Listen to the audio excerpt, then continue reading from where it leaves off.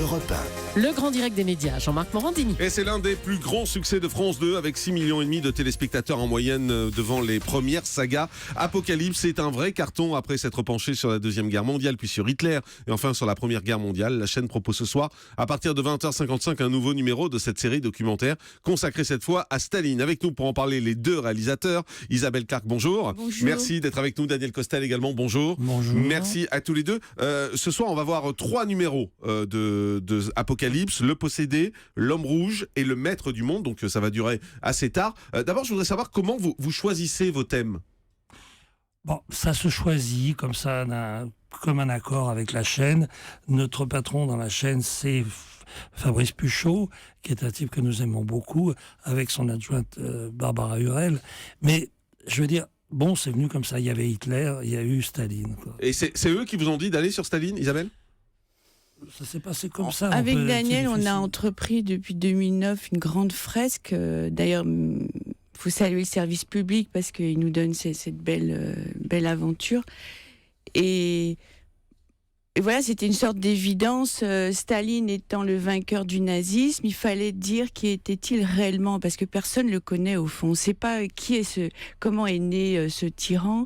Il est né d'un père alcoolique, sa mère le tabassait aussi.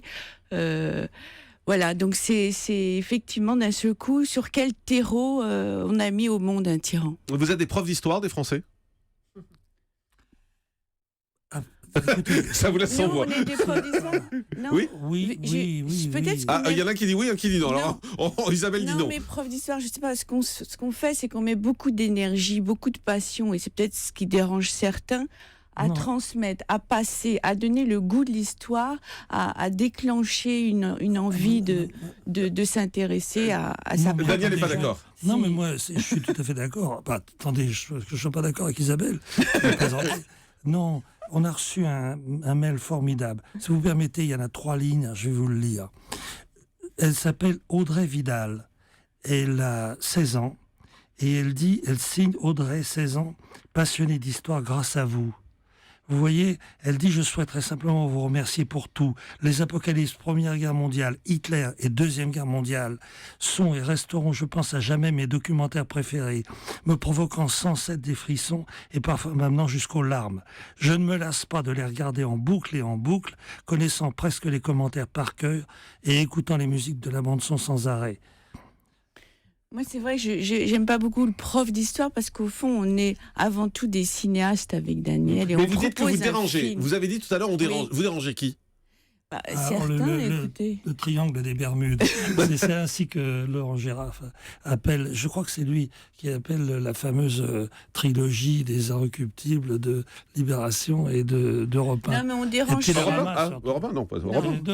Télérama. On dérange ceux qui aimeraient que le documentaire soit dans une case et reste dans une case poussiéreuse et noire et blanc. Élitiste. Parce que vous êtes trop populaire dans ce que vous faites ?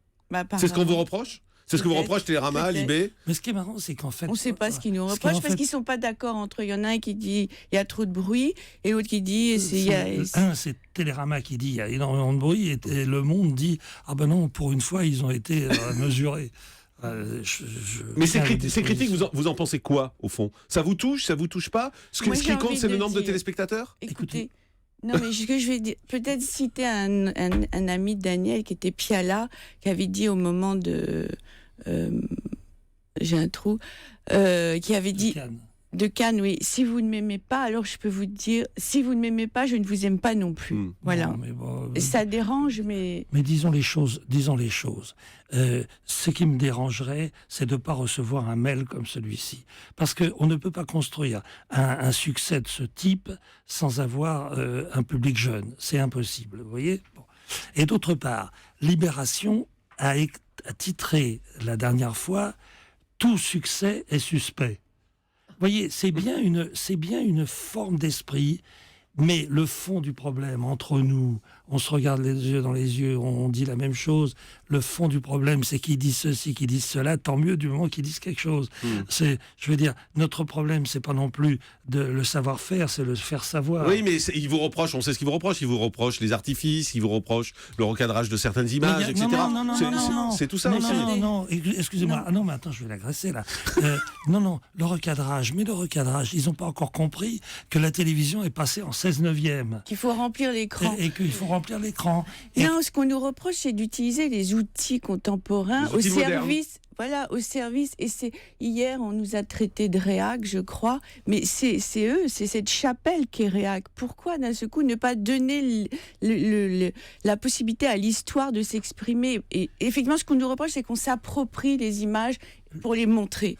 Ça, le fait de dire réac est d'ailleurs très intéressant parce que nous avons été traités de gauchistes par Zemmour dans le Figaro Magazine, et bien, enfin, je sais pas, en tous les cas c'est un fait, et de réac par la dame de France Inter. Ce que je veux dire par là, c'est qu'on voit bien qu'on est au milieu, et on voit bien qu'on est dans un domaine, de l'histoire. Seulement l'histoire, ça dérange en fait. L'histoire dérange encore aujourd'hui en France. Complètement. Mais vous voyez, elle ne dérangerait pas tellement sur 14-18 ou sur 39-45. Mais elle dérange sur Staline. Parce que les gens sont encore tellement dans cet énorme afflux de propagande et de bourrage de crâne qui a duré quasiment un siècle. Les gens ont été trompés. Qu'est-ce qu'on va voir ce soir sur Staline ? Qu'est-ce qu'on va apprendre ? Énormément de choses. Et on va l'apprendre d'une manière que nous avons voulu non chronologique. Parce que ça commence en fait, le film commence en 1941 et il se termine en 1945, si vous voulez. Mais entre-temps, le passé revient. Pourquoi ? Eh bien, Isabelle va vous l'expliquer. C'est parce que nous sommes des fanatiques de séries américaines. Et que la série américaine est toujours basée sur le retour en arrière. Mais vous imaginez, quand on parle d'histoire, vous dites on est fanatique de séries américaines. Mais on est aussi des cinéastes. On aime beaucoup l'écriture des flashbacks. C'est extrêmement stimulant. Et quand on travaille avec Daniel sur nos documentaires, on aime bien le soir visionner des séries. Ça nous diffuse une belle énergie. Et Staline, on l'a fait avec cette écriture de flashback, parce que c'est stimulant, parce que le téléspectateur, justement, a besoin aussi d'être emmené, bousculé, et c'est quelque chose d'un peu original, j'espère que... Daniel Costel, un mot ?